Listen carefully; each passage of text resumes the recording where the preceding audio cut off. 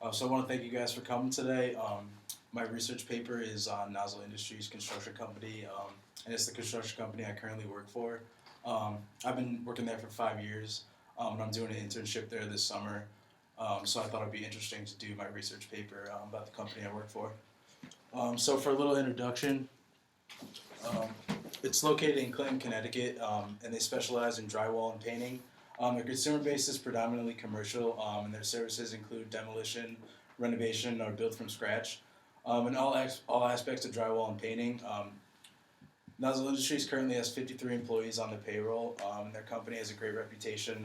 They've completed extensive and pricey jobs ranging from Yale University dorm renovation to building schools around Connecticut.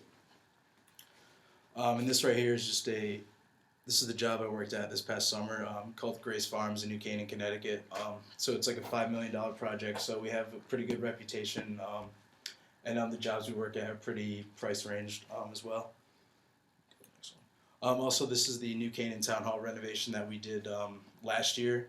This was the blueprint picture, just for the model. So just giving you guys an idea of like the kind of stuff that we do.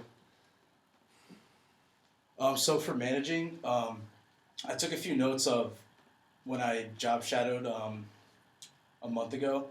Some of the important notes I took were one, always make sure your employees are wearing proper protection, including hard hats, safety glasses, boots, and anything else that could be necessary based on the work they're completing.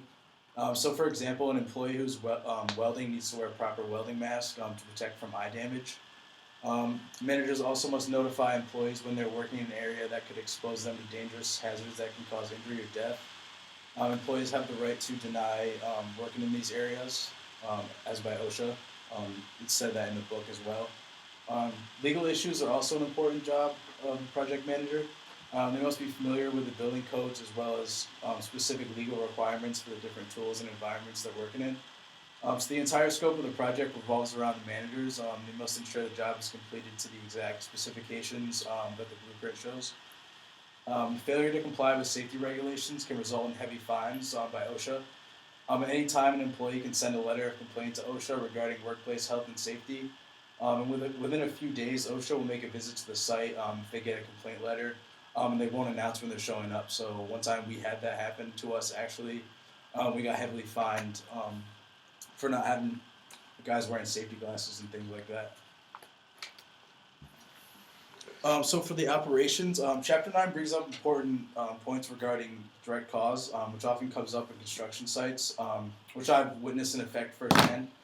So during my second year working for this company, there was a worker who placed a ladder on top of a table to reach a higher point on the wall he was working on. He ended up falling from the ladder and wound up in the hospital. He was going to sue at first, but soon he realized it wasn't the employer's fault. As Chapter 9 mentions, the legal treatment of accidents in the United States incorporates this factor by recognizing two common laws, defenses for employers. A workplace accident was caused in part by one, lack of care on part of the employee, or two, by negligence of the workers. So as long as employers are not negligent in meeting minimal obligations, which we weren't, they're not generally held liable for injuries or death resulting from accidents. So it wasn't our fault, so he couldn't really sue us.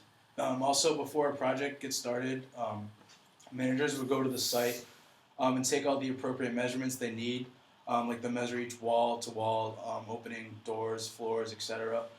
Following that, they're going to input the measurements into a software system so they get the calculations that tell them exactly how much or how each of raw material is needed to complete the specific job. So this eliminates over or under supplying, which saves the company a lot of money. So operations also fits in with financing and budgeting and things like that. So also they need to have an understanding of Excel so they can create things like Gantt charts, the universal tools of planning a job. And also one of the big ethical problems regarding finance that I discussed with the owner had to do with job bidding. Bidding is essentially a letter of proposal to undertake a construction site, and a company examines the blueprints for a certain job, and if they're financially stable enough and have the manpower and experience to do it, they'll bid for it. So although most drawings are completely accurate for bids, some can be poorly written or include a few mistakes. Some contractors have been known to take advantage of the mistakes that they see.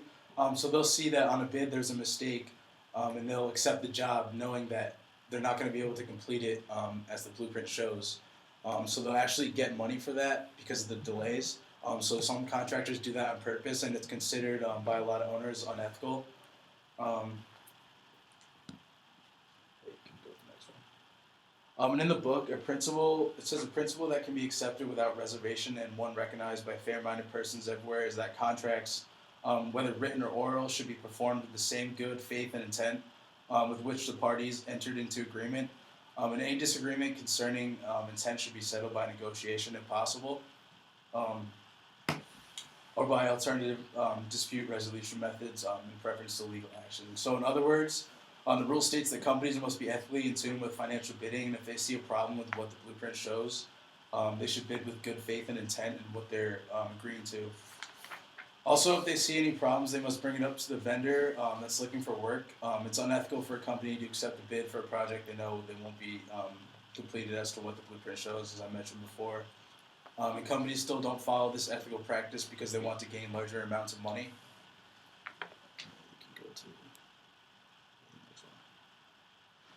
So for marketing, successful construction companies must demonstrate ethical marketing strategies in a fair and honest manner.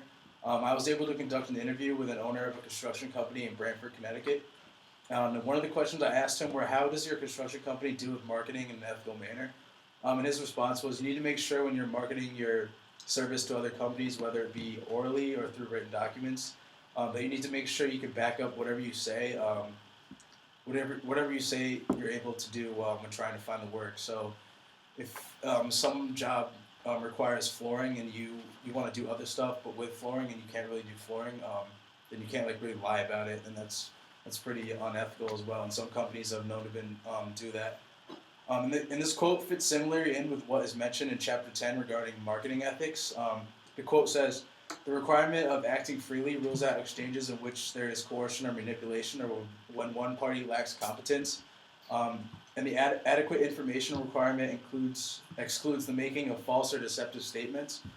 So both parties must not leave important information out or manipulate something they don't want the other party knowing. Like they couldn't actually do the floors. So you go to the next one.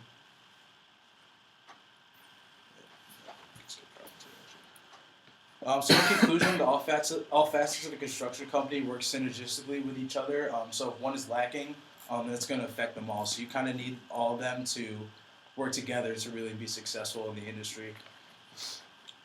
But I just got to make sure she knows you guys are out here.